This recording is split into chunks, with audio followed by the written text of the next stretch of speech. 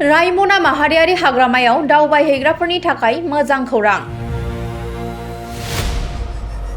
क'क्राझार जिल्ला रायमना माहारियारि हाग्रामाजों नांजाबनाय रायमना वेस्टार्न फरेस्ट रेन्जनि साखाथियाव गोदानै आवजार स्ट'र मुंनि गंसे गला बेखेवदों। गोजान जायगानिफ्राय दावबायनाय दावबायारिफोरखौ नोजोर लाखिनानै गोनां जानाय गासैबो मुवा बेसादफोरखौ मोननो हानायनि सुबिदा लानानै दिनै गोदानै आवजार स्ट'र मुंनि गंसे गलाखौ बेखेवनाय जायो। जानाय लोंनाय बायदि बायदि मुवाफोरखौ लानानै रायमना माहारियारि हाग्रामायाव बेरायनो हागोन दावबायारिफोरा। लोगोसे रायमना ओनसोलाव नेटवर्क मोजां नङैनि थाखाय वाइफाइनिबो सुबिदा खालामनानै होदों गलादारा। रायमना माहारियारि हाग्रामायाव दावबायनो थाखाय नोंथाङा थियारि जादोंब्ला आवजार स्ट'र मुंनि गलायाव नोंथांनि गोनां जानाय गासैबो मुवाफोरखौ लानानै बेरायथिंनो हागोन होननानै फोरमायदों गलादार बिथाङा।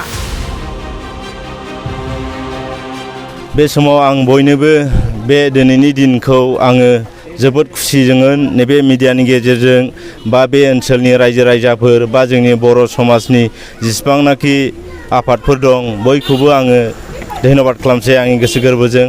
दिनै जों इयुथ्सफ्रा बेबायदिनो मोनफा मोनफा टारगेट लानानै आवगायलांगासिनो दं। बे थिग बेबायदिनो आंबो दिनै बे रायमना ओनसोलावहाय वेस्टार्न रेन्जनि आन्डारावहाय कुसिगाव डिभिजन वेस्टार्न रेन्जनि आन्डाराव आङो मोनसे दखान फिसा खुलिबाय।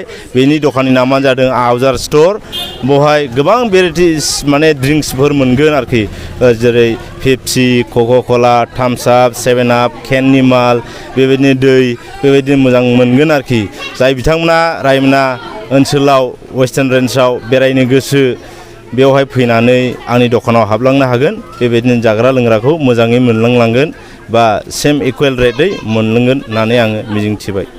दखान गोदान हिसाबै आंनि अफार होनाया बेनो, आंनि बे जोंनि एरियानि बेवहाय एसे नेटवर्कआ प्रब्लेम नालाय बेखौनो आङो फ्रि वाइफाइ लागायना होबाय 5G। आंनि पासपर्टआनो जादों आवजार स्ट'र @123 बेनो आरोखि।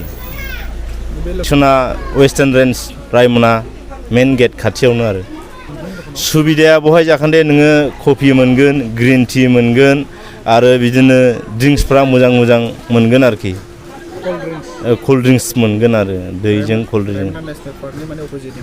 औ रायमना माने मेन गेटखौनो हमनानै लाबाय आरोखि बेनो।